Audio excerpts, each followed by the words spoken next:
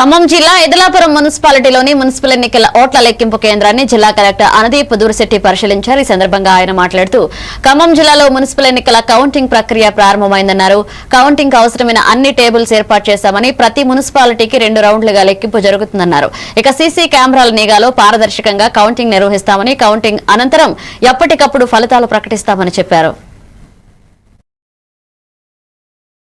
ప్రక్రియ 8 గంటలకు ఇవాళ మొదలైంది.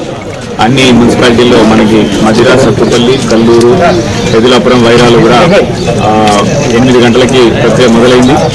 అక్కడ మన కౌంటింగ్ ఏజెంట్లు, సూపర్వైజర్ల సమక్షంలో ఏ వార్డుకి ఏ మున్సిపాలిటీకి అవసరమైనటువంటి టేబుల్స్ మనం ఏర్పాటు చేసినాము.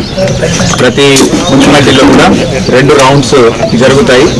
సో ఇప్పుడు ఎదులాపురం మన మున్సిపాలిటీకి వస్తే మనకి 31 వార్డులు ఉన్నాయి. సో 15, 16 చొప్పున 2 రౌండ్లలో మనకి ఫలితాలని వెలువడిస్తాము.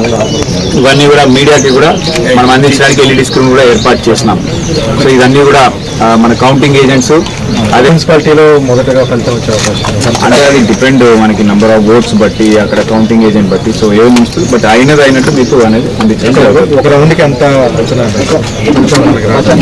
అంటే మీకు ఇప్పుడు పోస్టల్ బ్యాలెట్ మనకి ఇంకొక 1 అవర్లో కంప్లీట్ అవుతుంది పోస్టల్ బ్యాలెట్. దాని తర్వాత ఒక రౌండ్కి మేబీ 1.5 hours 2 hours.